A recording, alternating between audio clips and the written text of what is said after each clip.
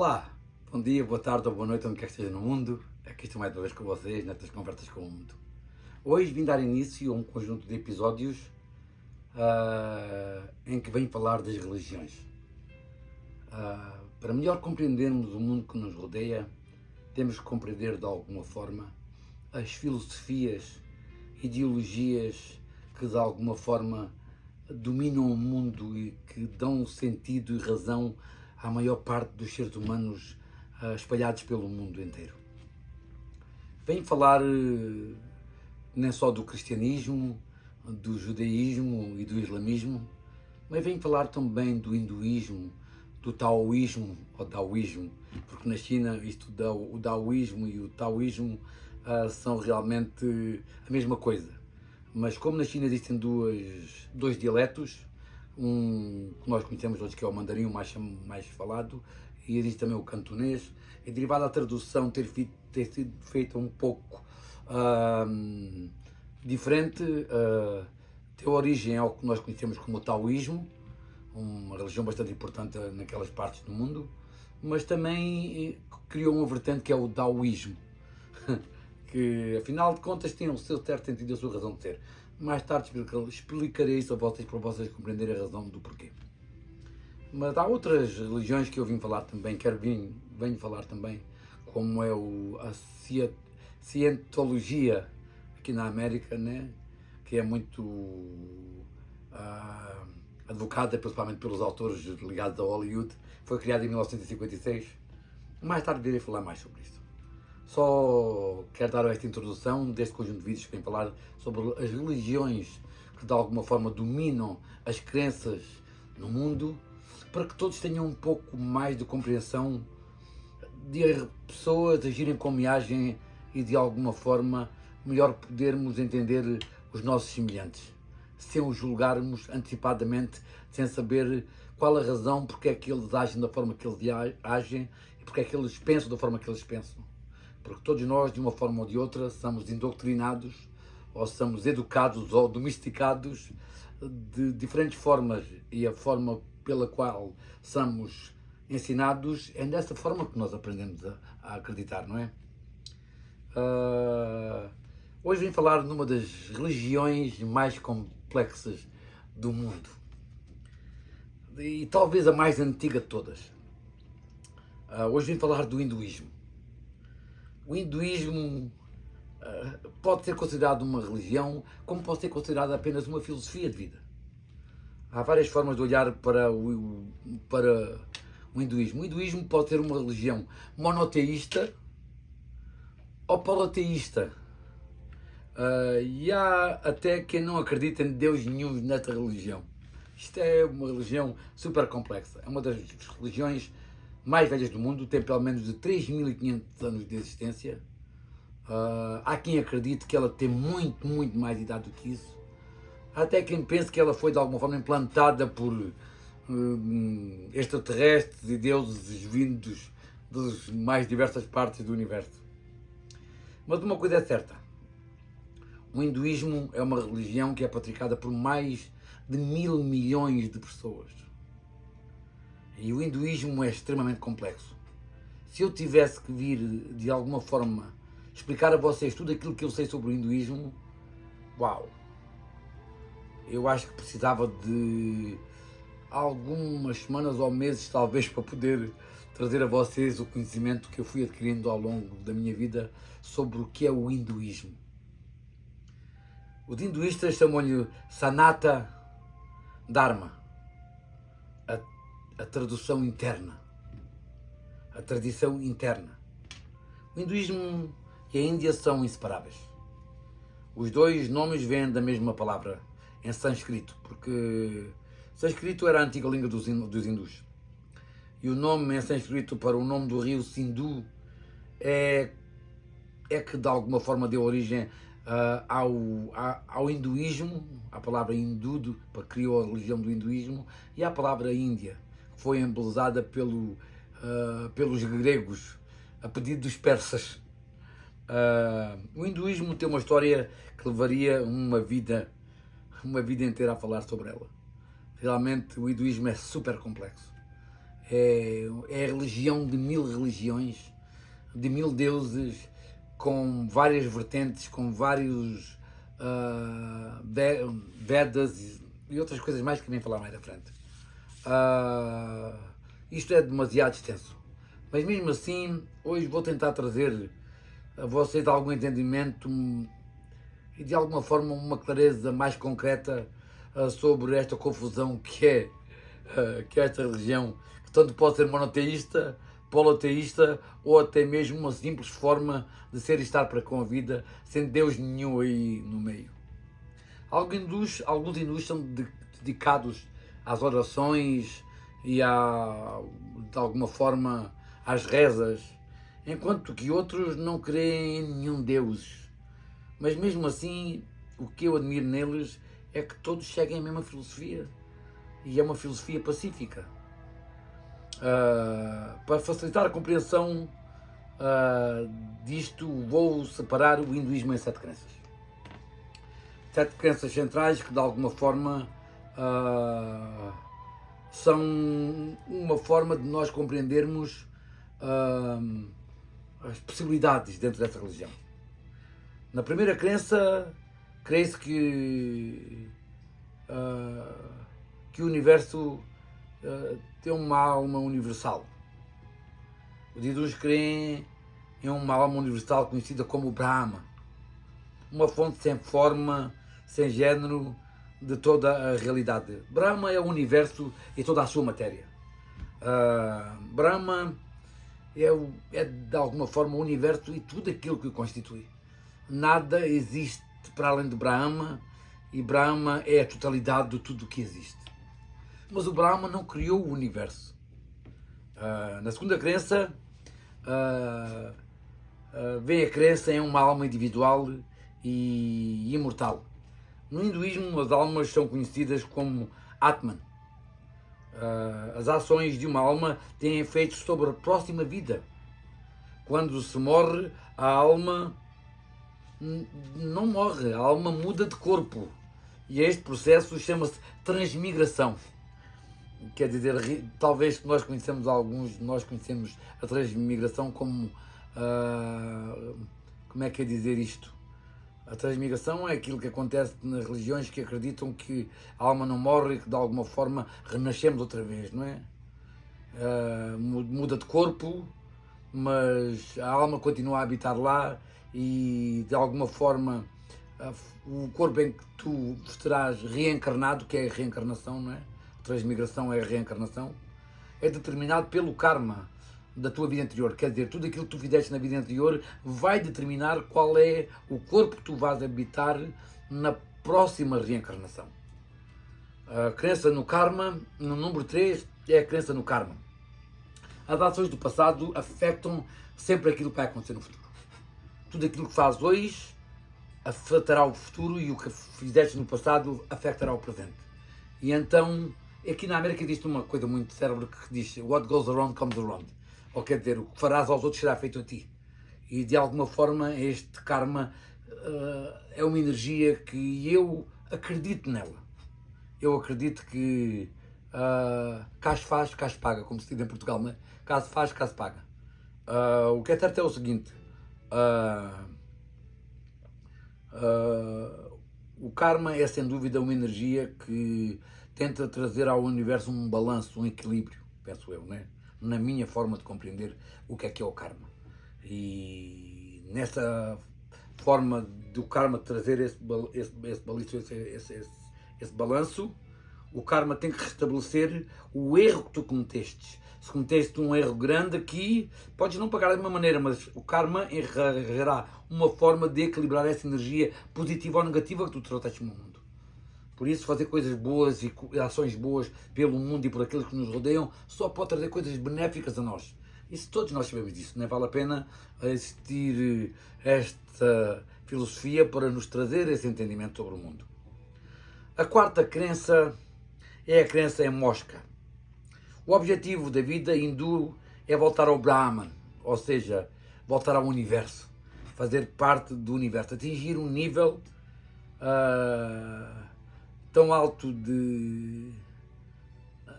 como é que dizer, de perfeccionismo, de ser de bem-estar para com a vida e para tudo aquilo que rodeia, que será libertado da lei do ciclo da vida e da morte. Isto se chama mosca. Isto se pode alcançar descobrindo ou encontrando a união com Brahma, ou seja, com o universo. A quinta crença é a crença dos Vedas. Os Vedas são livros sagrados. No conhecimento hindu há 4 Vedas. Os hindus creem que os 4 foram unicamente revelados aos sábios antigos, aproximadamente, segundo se consta, 500 anos antes de Cristo, ou 800 anos antes de Cristo. Porque foi quando os Vedas foram escritos. A sexta crença é a crença num templo cíclico. Para os hindus não há princípio nem fim. O tempo é uma série de ciclos.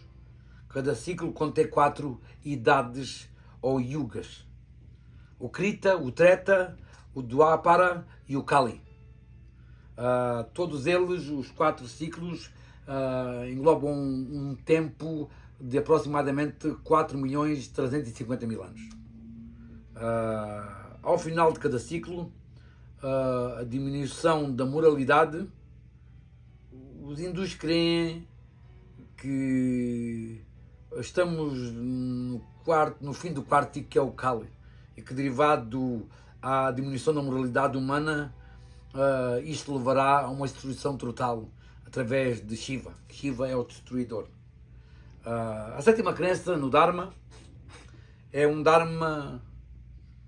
a crença no Dharma. O Dharma é uma palavra difícil de traduzir.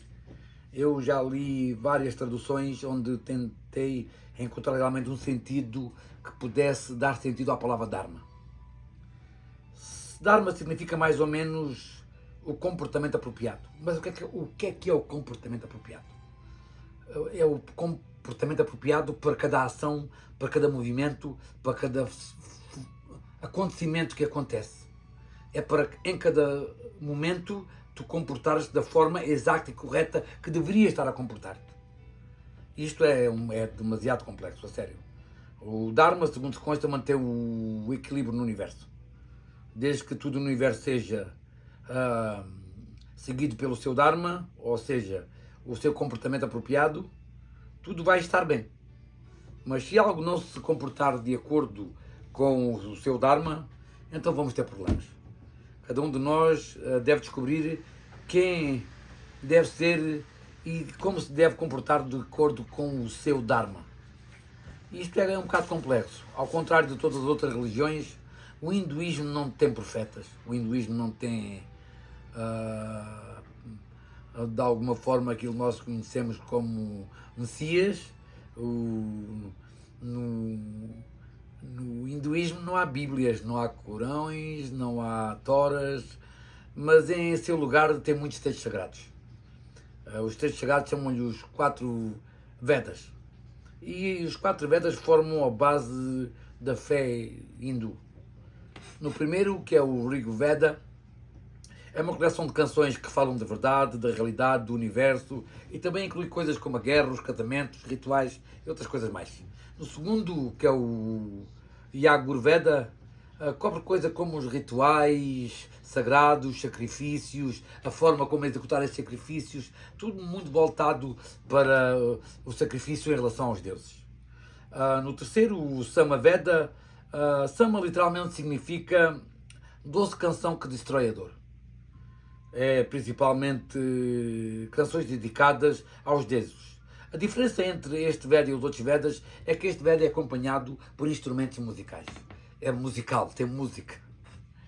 E depois há o quarto, que é o Atharva Veda. Atharva Veda é um Veda que serve para maldizer os inimigos e de alguma forma encantar quem se ama. É o Veda que de alguma forma traz um pouco de magia ao hinduísmo.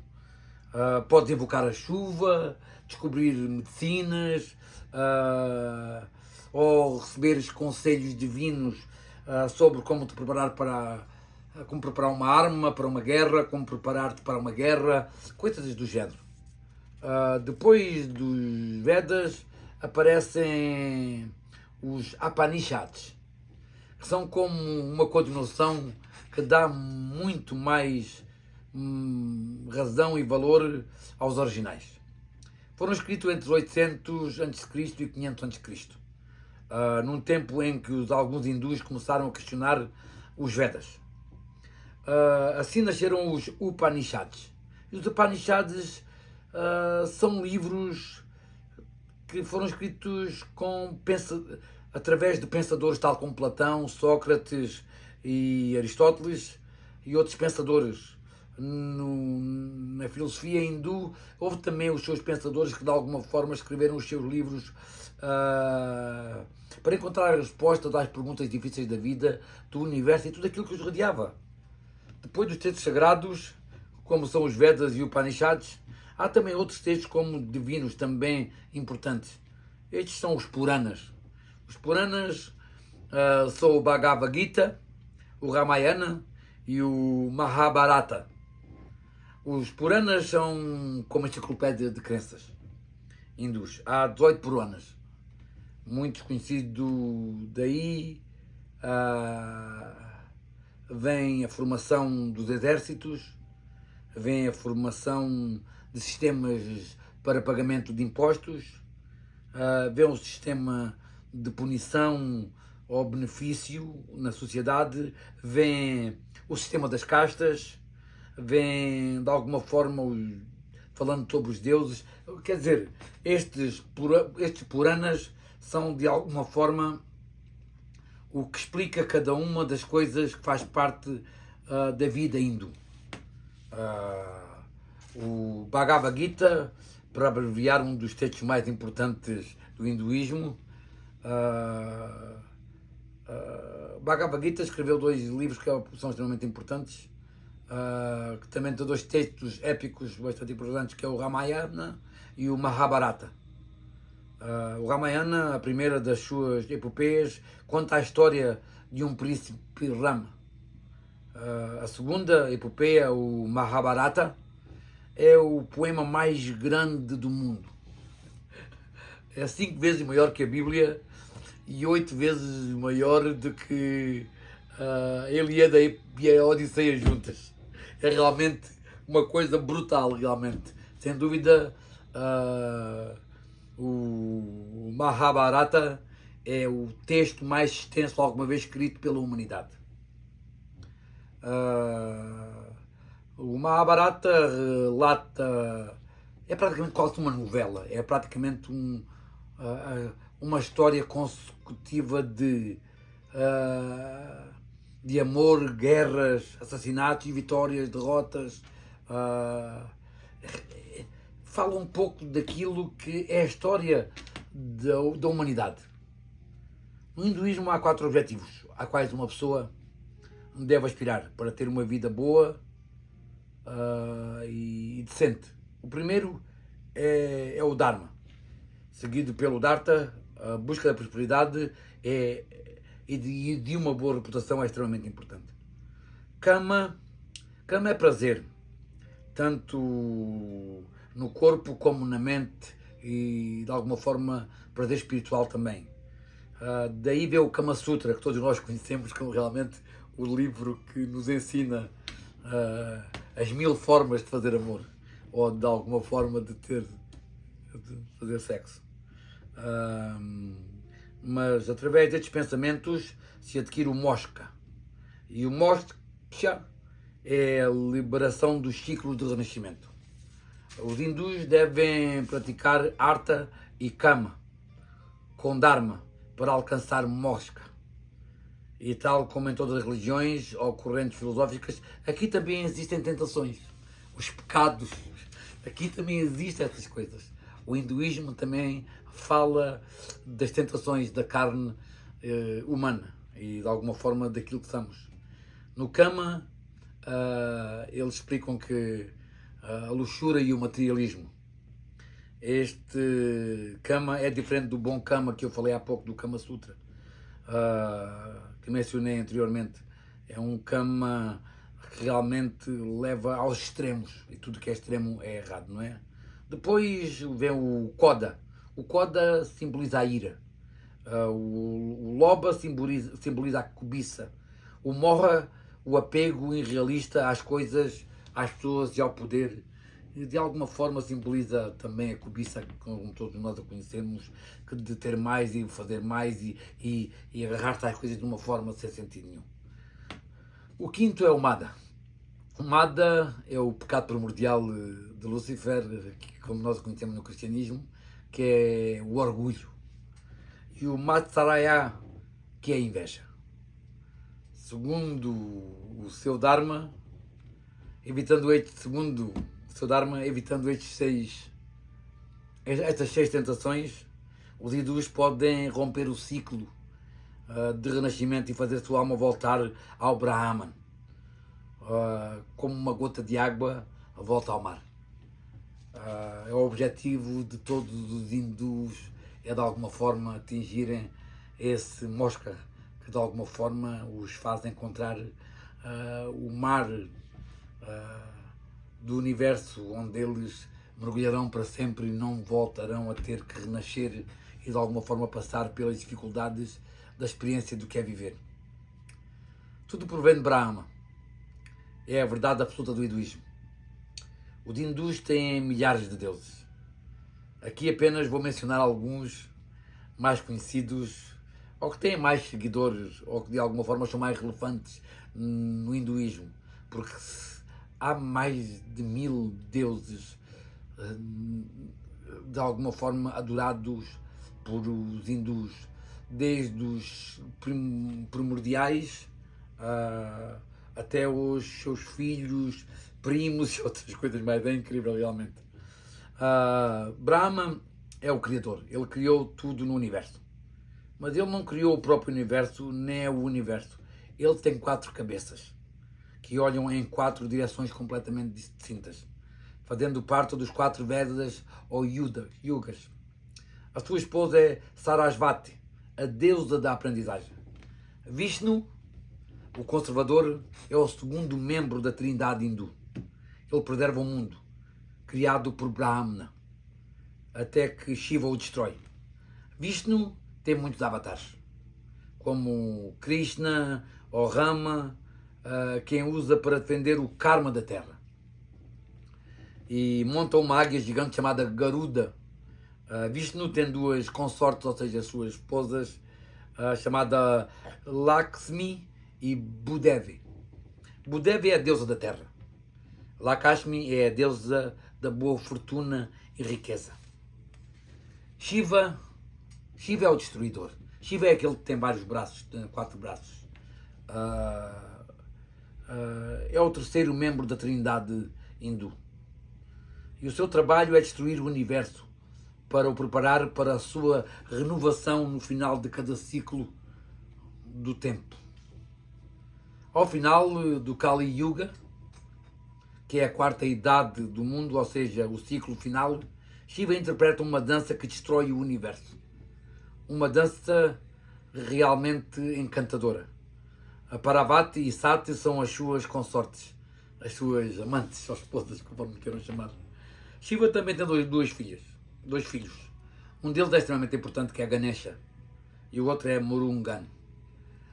Ganesha tem a cara de um elefante, e Murungan tem 6 caras, e se monta num pavão com as suas consortes. Shiva é talvez um dos deuses mais conhecidos do sistema hindu, por ter aqueles 4 braços e normalmente é reconhecido a nível mundial, não é? Mas Ganesha ocupa um lugar especial no coração dos hindus, devido à razão que ele é o renovador dos obstáculos da vida. Ele nasceu com uma cabeça humana, mas depois que Shiva lhe cortou, teve que lhe pôr uma cabeça de elefante. É uma longa história, e isto, a forma como isso aconteceu, é mais complexa. Eu podia contar a história é engraçada, é realmente, ele deu-lhe a cabeça do primeiro animal que estava ali por perto. Calhou a ser de um elefante, podia ter sido outra coisa qualquer, mas como o elefante era o que estava ali mais perto, foi o que ele achou. Mas a história é mais complexa do que isso. Os hindus desenvolveram 4 dominações principais. Algumas destas divisões têm as suas próprias subdivisões. O Vishnuísmo adoram a Vishnu, No Shivanismo, Shiva e as suas filhas. Os Smartas seguem os textos sagrados como são os Puranas, o Ramayana e o Mahabharata. Em lugar dos Vedas, adoram 5 deuses e deusas: Durga, Surya, Ganesha, Shiva e o avatar de Vishnu. Os Shaktas adoram a deusa Devi. Os Shaktas têm a Devi como a última realidade interna, como um Brahman feminino. Apesar que existem todas estas variações e muitas outras que não vim aqui falar hoje, pois são imensas, as crenças fundamentais são praticamente as mesmas. Se olharmos para as crenças fundamentais de cada um deles, são todas partes do mesmo rio. E o que é realmente que faz o hinduísmo ser tão pacífico entre si, apesar das mais diversas vertentes ou formas de estar no hinduísmo, existe uma paz incrível entre eles todos. Os hindus creem que o Dharma mantém um equilíbrio no universo, o balanço entre o bem e o mal. Se o bem e o mal se começam a desviar-se para o mal ou de uma forma desequilibrada, então tem que haver alguma interferência divina para trazer de volta o equilíbrio. Os avatares são deuses que descendem à Terra para intervir quando se necessita ajuda para restaurar o Dharma. O significado da palavra avatar quer dizer vir de cima, quer dizer descender dos céus. É uma palavra também complicada. O avatar praticamente é isso, quer dizer, é algo que vem dos céus, reencarna uma forma que de alguma forma consegue combater esse mal e trazer de volta o equilíbrio à Terra. No hinduísmo há um sistema de castas.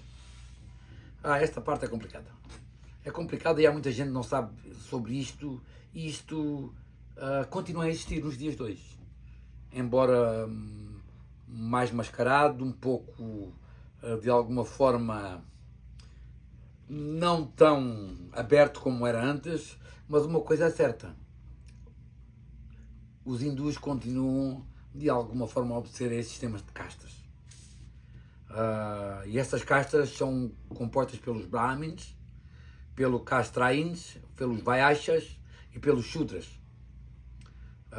E ainda há outra muito mais baixa do que estas 4, que estes são considerados os chamados intocáveis.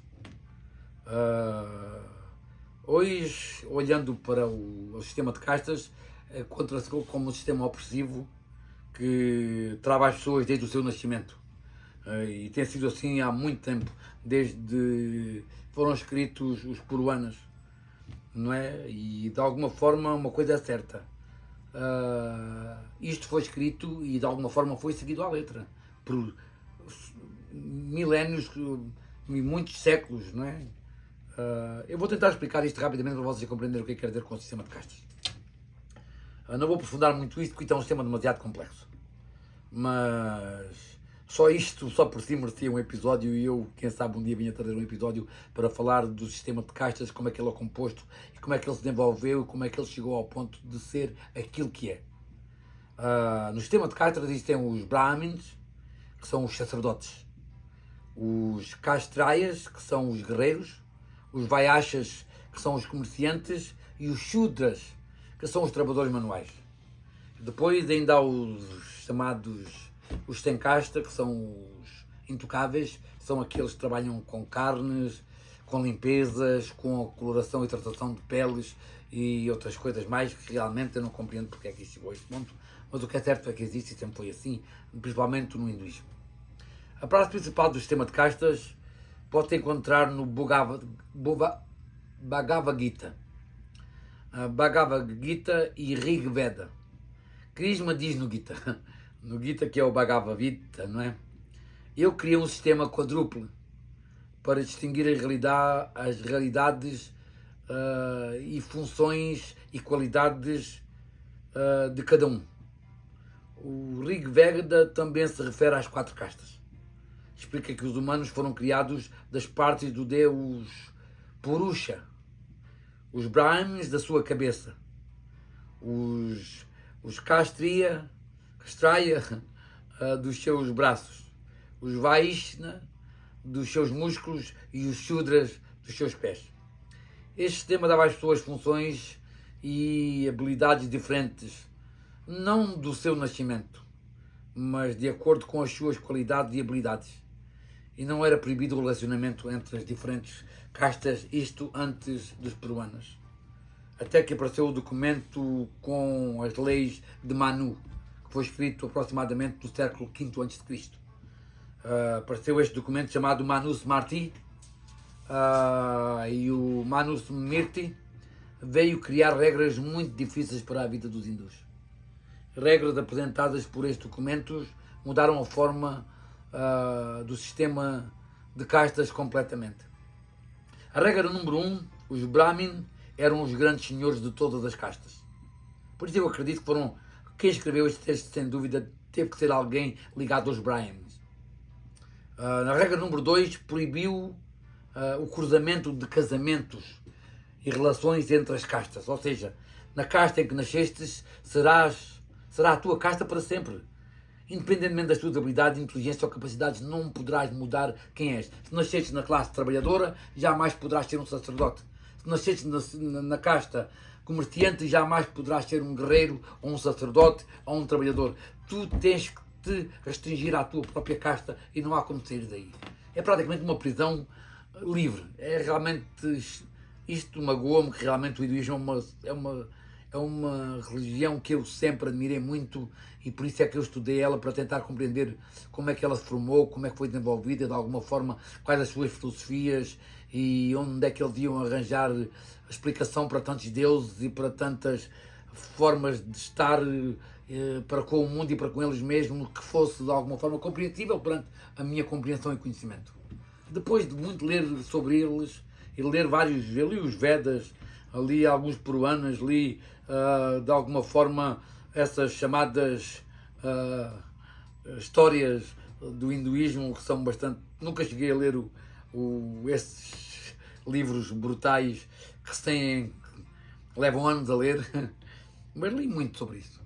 Li livros que realmente me abriram a mente sobre o que é realmente o hinduísmo, e algumas delas fascinaram-me em todos os sentidos, sem dúvida. Outras, como esta das castas, realmente deixou-me triste sobre alguém tão desenvolvido a vários níveis, e aqui criou um sistema em que divide os seres humanos de uma forma realmente irreparável. Não compreendo. Mas as coisas estão a mudar um pouco. Graças a Deus, isto tem vindo a mudar pouco a pouco, mas uma coisa é certa. Há ainda em muitas castas, principalmente nas castas chamadas superiores, que é a casta dos guerreiros e a casta dos sacerdotes, ainda é quase praticamente proibido que um deles calce uma casta inferior, porque estas castas foram depois ganhando valores de superiores e inferiores. As castas superiores seriam os guerreiros e os sacerdotes, e as castas inferiores seriam os comerciantes e os trabalhadores manuais. E depois, sem falar realmente desta última, que realmente a mim realmente me deixa triste, que é os intocáveis. Os intocáveis eram pessoas sem casta, em que de alguma forma eles eram desprezíveis. É triste isto. O hinduísmo significa várias coisas para diferentes pessoas. Hoje quis trazer a vocês um pouco da compreensão do que é o hinduísmo. Mas o hinduísmo é tão complexo que ainda hoje mesmo, depois de tudo que aprendi sobre o hinduísmo, e compreendo de alguma forma como é que foi construído isto tudo, né? Desde o Brahman, que é de alguma forma o universo por si mesmo, ou pelo menos aquilo tudo que existe no universo, porque o universo não foi criado por Brahman, desde Shiva. A história hindu é realmente extraordinária. É digna de uma pessoa realmente ler e tentar aprofundar mais conhecimento sobre a diversidade de deuses e de alguma forma compreender os Vedas e compreender estes ciclos da reencarnação e do que é o karma, e de alguma forma o que são estes Vedas e essas regras com que eles regem as vidas deles, não é? Mas uma coisa é certa, esta é sem dúvida a religião mais complexa que eu tive a possibilidade de estudar e compreender um pouco como é que ela funcionava. É sem dúvida uma religião extremamente complexa e subdividida em várias formas e vários conceitos, ideologias, filosofias, que realmente me deixou perdido. Apesar de tudo aquilo que aprendi, tudo aquilo que eu não aprendi, que eu sei que deveria compreender e conhecer, deixou-me praticamente de mãos vazias. Aprendi uma carrada de nomes e datas sobre acontecimentos e sobre factos que aconteceram na história do hinduísmo e de alguma forma que fazem parte do hinduísmo, mas para poder compreender isto mais profundamente, uma pessoa tem que se integrar na própria cultura hindu e de alguma forma absorver as suas filosofias de vida e viver entre eles, talvez, para poder aprofundar isto de uma forma muito mais, muito mais compreensível do todo que é o hinduísmo. Sem dúvida, a religião mais complexa de todas as religiões que eu venho falar seguidamente. Mas uma coisa é certa, para podermos compreender uma sociedade, temos que compreender a sua religião. Porque uma grande parte do que a sociedade vem, de certa forma, daquilo que foi determinado pela sua religião, pela ideologia e filosofia dos líderes religiosos e, de alguma forma, dos sacerdotes e daqueles que, de alguma forma, tratam da parte do espírito da humanidade. Hoje vim com o hinduísmo, espero que tenha ficado a compreender um pouquinho mais sobre isto. É difícil desconfundir o que é super confuso. Os próprios hindus mesmo, por si mesmos, uma grande parte deles não compreende a totalidade do hinduísmo. Mesmo nascendo hindus e praticando o hinduísmo durante a vida deles todas. E tenho falado com alguns e tenho alguns bons amigos hindus, inclusive o meu patrão, os meus patrões, aliás, que eles são sikhs, mas que de alguma forma fazem parte disto tudo que nós conhecemos também como é o hinduísmo. Eles próprios me dizem: Carlos, como se pode compreender o universo? Nós devemos compreender a parte que nos compete e deixar a parte que não nos compete a quem competerá, não é? Realmente é essa filosofia de aceitar o que não se pode mudar que dá sentido à filosofia hindu de uma forma pacífica, porque eles todos vivem entre eles, apesar de alguns acreditarem em muitos deuses, outros num único Deus e uma grande parte deles em Deus nenhum, apenas seguindo o hinduísmo como uma filosofia de vida, uma forma de ser e estar para com o mundo. Ok, hoje nestas conversas com o mundo trouxe-vos a religião do hinduísmo. Espero que tenham gostado, que tenham ficado um pouco com a mente mais aberta sobre o que é esta religião extremamente confusa. E até ao próximo episódio destas conversas com o mundo. Aqui vos deixo, como sempre, com um abraço, com um bom dia, com uma boa tarde, uma boa noite, onde quer que esteja o mundo. E até ao próximo episódio.